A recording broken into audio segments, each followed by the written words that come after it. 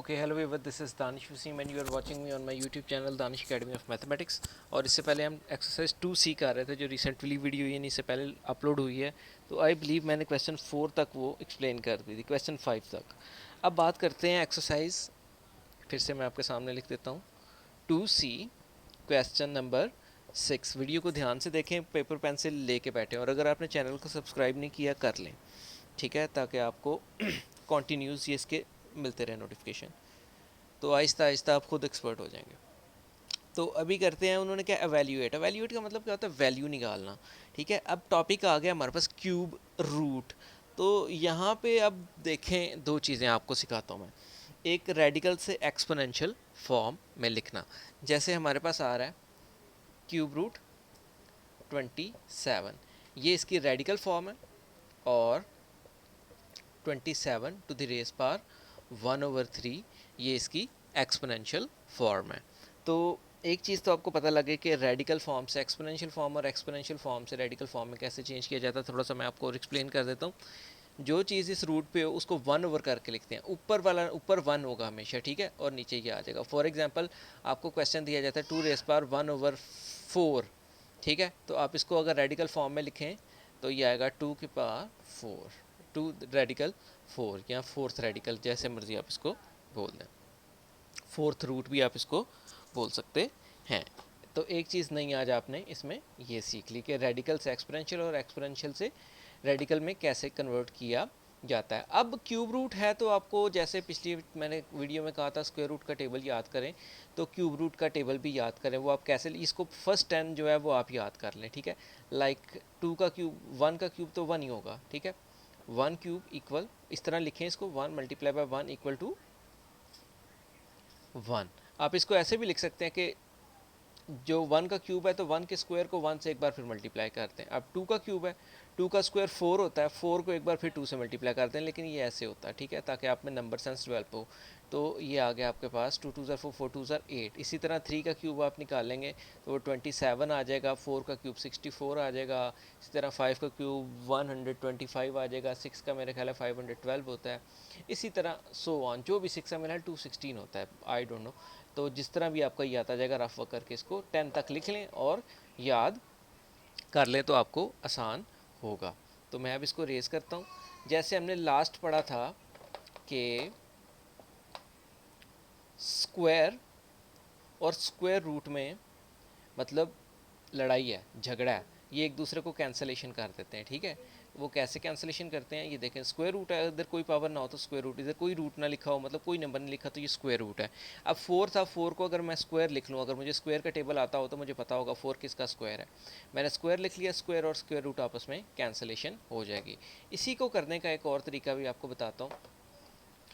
तो आप पिछले क्वेश्चन ऐसे भी कर सकते हैं, स्टेप कुछ और बढ़ा सकते हैं। फॉर एग्जाम्पल 4 का स्क्वायर रूट आ गया, अब इसको चेंज करें एक्सपोनेंशियल फॉर्म में 1/2, अंदर वाली को भी स्क्वायर बनाएं 2।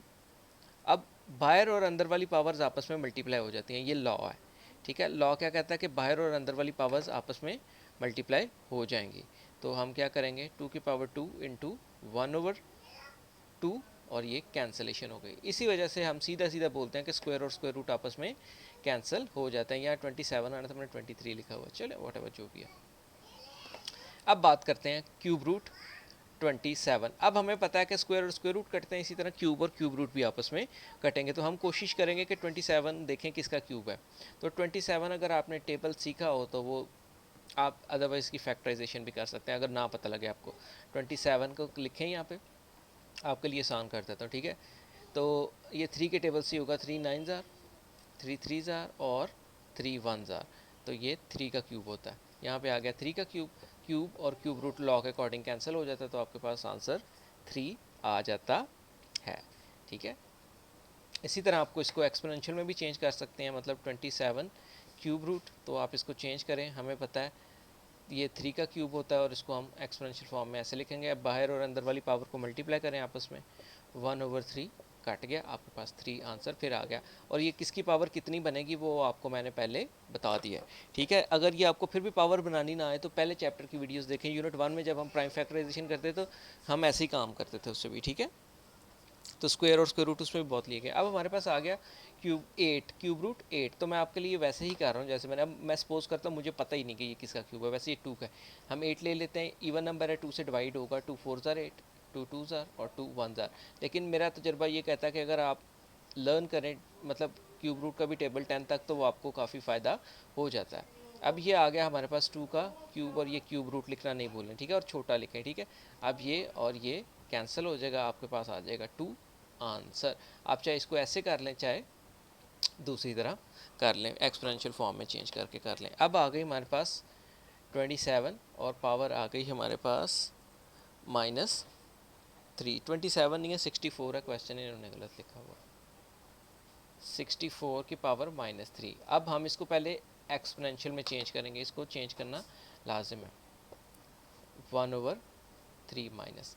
अब एक चीज़ अपने पास नोट कर लें यहाँ पर, ठीक है, अगर आपने पॉजिटिव पावर नेगेटिव है और आपने बेस जो है वो पावर को आपने पॉजिटिव कैसे करना है, अगर पावर एक्सपोनेंट हमारे पास नेगेटिव आ गया तो उसको पॉजिटिव आप कैसे करेंगे। इसके लिए एक लॉ है कि आप अंदर वाले नंबर का रेसिप्रोकल ले लें। रेसिप्रोकल का मतलब उलट, इसके नीचे कुछ नहीं है तो 1 है, इसको उल्टा कर दें तो ये आपके पास ऊपर वाली पावर पॉजिटिव हो जाएगी, यानी 1/64 लिखूँ तो ये आपके पास ऊपर वाली पावर पॉजिटिव हो जाएगी। इसको हम लिखते ऐसे हैं, a की power -n always equal to a की पावर n, मतलब उस नंबर का रेसिप्रोकल लें तो पावर पॉजिटिव हो जाती है। लॉ आप लिखना चाहें तो यहाँ पे ये मैंने मेंशन किया, आप लिख सकते हैं। अब पावर मैंने पॉजिटिव कर ली, पावर पॉजिटिव करने का तरीका मैंने आपको बता दिया कि एक्सपोनेंट्स को पॉजिटिव कैसे करते हैं। एक्सपोनेंट को पॉजिटिव करने के लिए बेस का रेसिप्रोकल ले लेते हैं।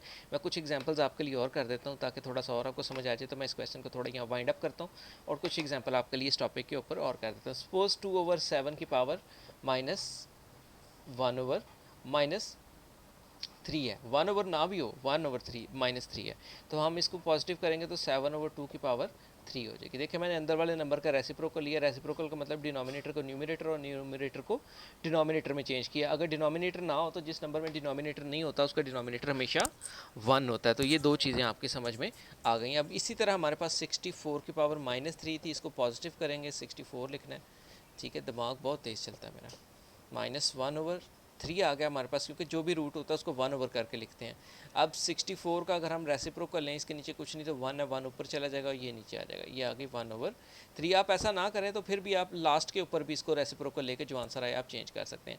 अब 1 की पावर 1/3 तो यही हो, 1 की पावर 3 आप लिख सकते हैं, ठीक है, 1 की जो मर्जी पावर लिख लें आप, और नीचे आ गई 4 की पावर 3, ऊपर आ गई 1/3। मैं थोड़ा इधर आ जाता हूँ, ठीक है। तो अब अगर आप देखें इसके पास पावर को अंदर मल्टीप्लाई करें, ठीक है, यहाँ पावर को मल्टीप्लाई ना भी करें, आप होल पावर लगा सकते हैं इसकी 3, ठीक है, ना भी करें तो आप दोनों के साथ ऊपर नीचे मल्टीप्लाई कर दें, जैसे मर्जी आप कर लें। मतलब ये 1/4 की होल पावर 3 भी आप लगा सकते हैं और ऊपर पावर वो थी, ये आपस में काट जाएगी, 1/4 आंसर आ गया आपके पास, ठीक है।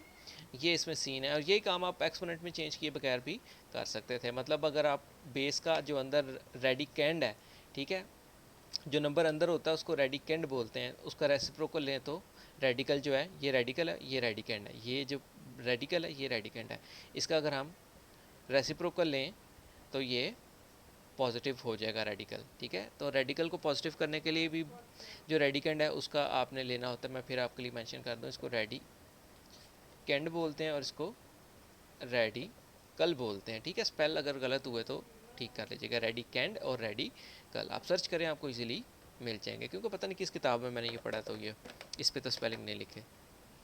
अब हमें पता है कि 3 1 का क्यूब 1 नहीं होता है और 64 4 का क्यूब होता है, इसको काट लें, आपके पास आंसर आ जाएगा। अब मुझे कैसे पता लगा ये किसका क्यूब है, तो मैं यहाँ पे आपके लिए कर देता हूँ इसको, ठीक है। 64 2 से डिवाइड हो जाता है, ठीक है, 2 3 ज़ार 6, 2 2 ज़ार 4, 2 1 ज़ार 2, 2 6 ज़ार 12, 2 1 ज़ार 2, 8 ज़ार, 2 1 ज़ार 2, 4 ज़ार 8, 2 2 ज़ार और 2 1 ज़ार। अब देखें ये 3 3 क्यूब रूट हो तो 3 3 का ग्रुप बनाते हैं, नज़र नहीं आ रहा, मैं थोड़ा सा ऊपर करता हूँ आपके लिए, ठीक है। तो आपने क्या करना है, 3 3 के ग्रुप बना लेते हैं, क्योंकि क्यूब और क्यूब रूट कटते हैं। तो आपके पास 2 की पावर 3 इंटू 2 की पावर 3 आ गए, तो इसको आप इन शॉर्ट 4 की पावर 3 लिख सकते हैं। इस वजह से मेरे पास उधर 4 की पावर 3 आ गया, ठीक है। ये आपका सीन एक और क्लियर हो गया। तो ये आपने इसमें एक और चीज़ सीखी कि पॉजिटिव को नेगेटिव और नेगेटिव को पॉजिटिव कैसे बनाते हैं रेडिकल्स और एक्सपोनेंट में। अगर एक्सपोनेंट पॉजिटिव नेगेटिव हो उसको पॉजिटिव कैसे करते हैं, और ये सारा सीन जो है आपके सामने है। मैं ज़रा इस पे से चीज़ें आगे पीछे कर लूँ। हाँ जी, छोटा सा बोर्ड है मेरा कलोना सा। ठीक है, अब उम्मीद करता हूँ कि आप अगले क्वेश्चन इसके कर ही लेंगे। ठीक है, बेस नेगेटिव हो तो कोई इशू नहीं है, बेस नेगेटिव है तो वो रहे नेगेटिव, हमें उससे कोई फ़र्क नहीं पड़ता। ठीक है, नेगेटिव नंबर का स्क्वायर रूट नहीं लिया जा सकता, ये याद रखिए, क्यूब रूट लिया जा सकता है। -2 1 6 और 2 1 6 जो है वो 6 का क्यूब होता है। ठीक है, तो आप इसको -6 का क्यूब लिख लें, क्यूब और क्यूब रूट कट गया और -6 आंसर। अब तीनों ही तरीके मैंने 3-4 तरीक़ों से किए, तीनों ही तरीके ठीक हैं। कुछ लोग इतने वहमी होते हैं, वो कहते हैं नहीं उसके स्टेप ज़्यादा हैं, तो ये ऐसे है तो वो ऐसे है।